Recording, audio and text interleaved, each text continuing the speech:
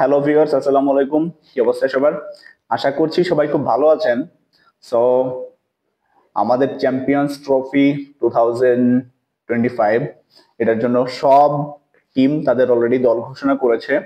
বাংলাদেশও তার ব্যতিক্রম নয়, বাংলাদেশও কিন্তু দল ঘোষণা করেছে।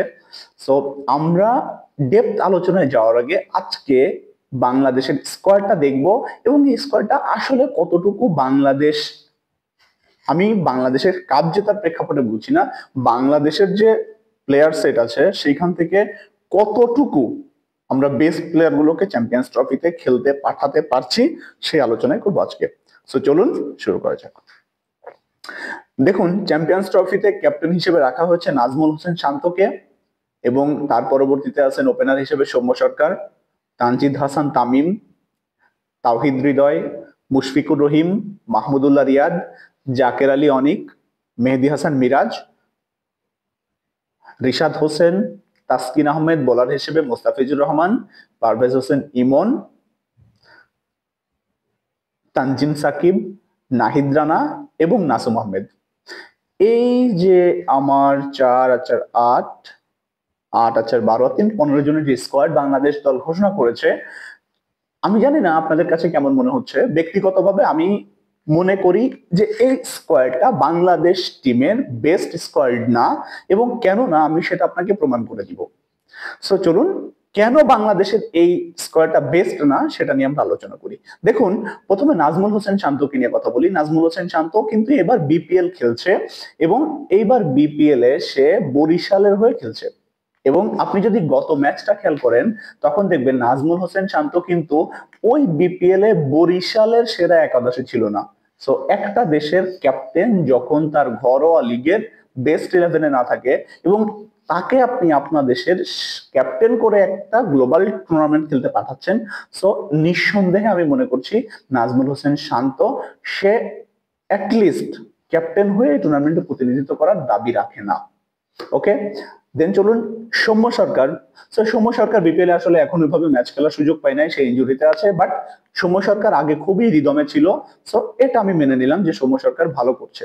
দেন তানজিদ হাসান তামিম, তামিম তো একেবারে ফাটিয়ে দিয়েছে। তামিমকে নিয়ে নতুন করে কিছু বলার নাই। স্টিল নাও বিপিএল এর highest run getter Tamim. So Tamim BPL এ খারাপ করলে অমনি মোটামুটি আমাদের স্কোয়াডে থাকার দাবিদার। এখন কথা হলো, আপনি দেখেন লিটন কুমার দাস, লিটন কুমার দাসের এক্স ফ্যাক্টরটা আপনি জানেন। বাংলাদেশের যে কোনো টপ অর্ডার ব্যাটসম্যানের মধ্যে লিটন দাসের কিন্তু স্ট্যাট এবং তার যে ক্লাস, এটা লিটনের পক্ষে সবসময় কথা বলবে। এখন কথা হচ্ছে, যেদিনই আমাদের চ্যাম্পিয়ন্স ট্রফি দল ঘোষণা করা হয়েছে সেদিনই কিন্তু লিটন কুমার দাস দলে জায়গা পায়নি এবং ওই দিন একটা 100 করেছেন এবং এখন পর্যন্ত বিপিএল এর টপ রান গেটারদের মধ্যে তিনি কিন্তু সেরা 3-এ আছেন। সো আপনি লিটন কুমার দাসকে স্কোয়াড থেকে ড্রপ করে ফেলা বা স্কোয়াডে ইন করা, এই দুইটার মধ্যে আপনাকে একটা বোল্ড ডিসিশন দেখাতে হবে এবং সেই রিস্কটা, ক্যালকুলেটিভ রিস্কটা কিন্তু আমার যারা সিলেক্টর তারা কিন্তু নেয় নাই, যেটা অবশ্যই নেওয়া উচিত ছিল। কারণ লিটন কুমার দাসের মতো একজন ক্লাসিক্যাল ব্যাটসম্যানকে আপনি বাদ দিয়ে চ্যাম্পিয়ন্স ট্রফিতে আসলে দল নিয়ে যেতে পারেন কিনা সেটাও একটা বিবেচনার বিষয়। তারপর চলুন তাওহিদ হৃদয়কে নিয়ে কথা বলি। তাওহিদ হৃদয় ভালো ব্যাটসম্যান, কোয়ালিটিফুল ব্যাটসম্যান, কিন্তু এখন পর্যন্ত বিপিএল এ তাওহিদ হৃদয় কিন্তু একেবারে অফ ফর্ম ক্যারি করছেন। এখন আমার কথা হচ্ছে, তাওহিদ হৃদয়ের এই জায়গায় কি আমি কি অন্য কোনো মিডল অর্ডার ব্যাটসম্যানকে ক্যারি করতে পারি কিনা, বা বিপিএল এই পর্যন্ত দেখে আপনার কি মনে হচ্ছে? আমার মনে হয় সেটা অবশ্যই পারি। কেন পারি? দেখুন, তাওহিদ হৃদয় সে তার টিমের, দ্যাট মিনস ফরচুন বরিশালের টপ 5 রান গেটারের মধ্যে নাই, কিন্তু তার জায়গায় যদি আপনি ইয়াসির আলী রাব্বিকে চিন্তা করেন, ইয়াসির আলী রাব্বি অসাধারণ ফর্ম ক্যারি করছেন বিপিএল এখন পর্যন্ত। তার টিমের টপ 3 রান গেটারের মধ্যে একজন আছেন এবং দুর্দান্ত ভাবে ম্যাচ ফিনিশ করছেন। সো আমি তাওহিদ হৃদয়ের পরিবর্তে অ্যাটলিস্ট ফর্ম বিবেচনায় ইয়াসির আলী রাব্বিকে এই দলে অন্তর্ভুক্ত করার বা ইনকর্পোরেট করার দলে। দেন মুশফিকুর রহিম এবং মাহমুদুল্লাহকে নিয়ে আসলে কিছু বলার নেই, তারা অসাধারণ। জাকের আলী অনেক, তিনি থাকবেন। মেহেদী হাসান মিরাজ, এখন মেহেদী হাসান মিরাজ এই দলে থাকবেন কি থাকবেন না সেটা নিয়ে একটা 50-50 চান্স আপনার থেকে যায় এবং আপনি 50-50টা ধরে নিতে পারেন। সো মেহেদী হাসান মিরাজকে আসলে এভাবে নিয়ে বলার কিছু নাই। সো চ্যাম্পিয়ন্স ট্রফির বাকি যারা আছে তাদেরকে আপনি দলে নিতে পারেন। এটা নিয়ে কোনো সমস্যা নাই। কিন্তু কথা হলো আমি লিটন দাস এবং ইয়াসির আলী রাব্বিকে নিয়ে কথা বলছিলাম। এখন যে লিটন দাসের আলোচনা তো আমরা অলরেডি করে ফেলেছি যে লিটন দাসকে কেন টিমে নেওয়া উচিত, কেন টিমে নেওয়া উচিত না। দেন ইয়াসির আলী রাব্বি, ওকে। এইবার আপনি আসেন পারভেজ হোসেন ইমনের জায়গায়।